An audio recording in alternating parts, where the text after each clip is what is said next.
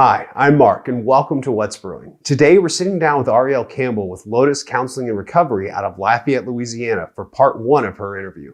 But before we get into it, let's roll that beautiful B-roll.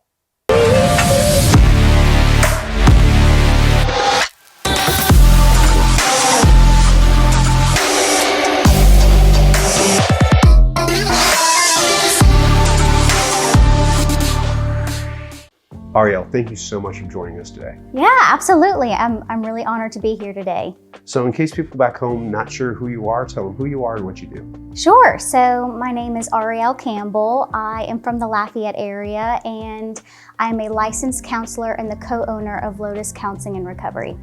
Awesome. So Lotus Counseling and Recovery, how did you start your path towards becoming a counselor and doing that as a profession? So I actually originally went into the music world. I was a pretty hardcore classical musician since 5th grade and got into Oberlin Conservatory for opera performance. And while I was there, I learned pretty quickly that became more of a hobby, more so than a passion. And I found myself enjoying more being around the musicians and hearing about their stories, more so than being locked up in a practice room practicing all day. And it was during my time there, just getting to hear people's backgrounds, their trauma, what brought them there, and I just fell in love being able to pour into other people. And you'll also know from most counselors, it was also my time being a client in a counseling room and experiencing trauma therapy that I just fell in love with it. As a Christian, I tell people it's sanctification on steroids. And so so it's a little bit more of a calling as well as something that I personally experienced as well and found it to be very, very fruitful. That's awesome. So from the calling, from kind of like, doing music, then going into kind of figuring out what you truly want to do. What were some of the steps you did for schooling and things like that? Yeah, so this is actually kind of interesting. While I was at the music conservatory, I wrestled between becoming a music therapist and a counselor. And I also wrestled with whether I wanted to go more at a university level or go in it through a seminary background. And so after moving back, I got plugged in with one of my good friends, Aaron Champ, and he's actually my pastor here. And he recommended New Orleans Baptist Theological Seminary. So I was able to easily transition, go into New Orleans Baptist Theological Seminary and did my undergraduate in Christian ministries, and then moved to New Orleans and got my master's in counseling. And what I loved about that program is it's kind of a 2-degree program. I got my full 60 hours in training in clinical mental health, but also doing another 30 hours in biblical studies. And for me, personally, it's been a combination of counseling and my relationship with Jesus that has brought me where I am today. I joke around that it's the holy trinity of Jesus therapy and Prozac that has gotten me through where I am today. And so, and then I also just have a passion being able to work with people no matter what their faith is, and even just being a safe Christian. I think a lot of people have also experienced not very safe times in a church. And so, so that's how I went about it. I went through the seminary at New Orleans Baptist Theological Seminary and really thoroughly enjoyed my time there. I know, when we came in today, we kind of got to walk around a little bit. It's a very, very warm, cozy vibe. Yeah. All of the rooms that y'all have here.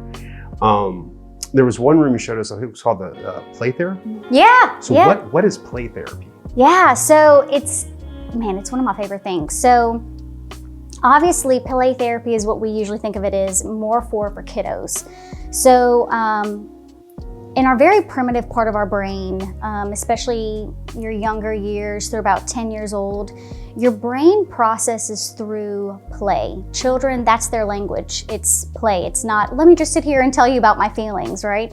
And interesting enough, it's actually a very great therapeutic technique also for adults, especially with childhood trauma. If you think about it, if you experience trauma at 8 years old and you're coming in as a 40-year-old, you're not going to have encoded that trauma through the lens of a 40-year-old, but an 8-year-old. And so being able to use creative techniques such as play therapy or sand play therapy helps you to be able to break down the trauma that's been stored at the age that you experienced it. So it's kind of a long description to go into all the ins and outs of play therapy, but that kind of gives you a little bit of an idea. It's to be able to meet your body where it was at whenever it encoded the trauma or the difficult experience. So, yeah. See, for me, those are the kind of things that I like to study, like just on my own at home, just because I find it very interesting, all the different techniques and different ways that you can help people get through that trauma or be able to come to understand it. Absolutely. And I know, like, following your business and social media, you guys actually post a lot of helpful tips on that. Yeah. Also, a lot of things about your staff. So who are some of the other members over here, over at Lotus that you work with? So Lindsay Guillory is my co-owner. Lindsay and I, actually when I was a provisionally licensed counselor, she was my site supervisor and we've worked together for 3 years. Lindsay is a badass addiction therapist. She is phenomenal with working with people that are recovering with addiction or families that have had addiction. Tall Paul, we call him Tall Paul because he's 6'10". Wow. And yeah, he is brilliant with teens and working with young adults during that transitions. There's just a lot that happens when you're transitioning from becoming a teen to an adult and figuring out who you are. Then we have Mary Toops. Mary has over 25 years working in the mental health professions. She does a little bit of like psychology forensics, trauma therapy, you name it, she's done it. Holly Campbell is our play therapist. She does our 2 ends of therapy, play therapy and couples therapy. And then we have Lillian. Lillian she's kind of a combination of me and Lindsay. She does a lot of trauma work and chronic illness work, which is what I do. I work with a lot of trauma survivors and people who deal with chronic illness and pain. And then she does the addiction side as well. And so our goal was to be able to have therapists that each have their own niche. I think when you've got a niche, you can better care for somebody. And then we brought on Alan Green with Greenhouse Psychiatric Services, and he does more the medication management, which is phenomenal. There's just some diagnoses that you need to have medication management, or even just in the beginning parts of therapy to help you regulate your nervous system to be able to do trauma work. And so we've got a really great team. And Lauren, I can't believe I almost forgot Lauren. Lauren's our intern. When we started Lotus, we almost felt like she was part of the initial team because she just helped get the whole place going. She was like our assistant, and she's also a really amazing therapist, and we're very impressed by her. So yeah, so that's kind of our team, and we got a nice little eclectic team. Everybody's got their each little niche and personality and backgrounds, and we have a lot of fun. That's awesome, and I want to talk more about this kind of stuff, and I have other questions. Yeah. Definitely, with the new year coming.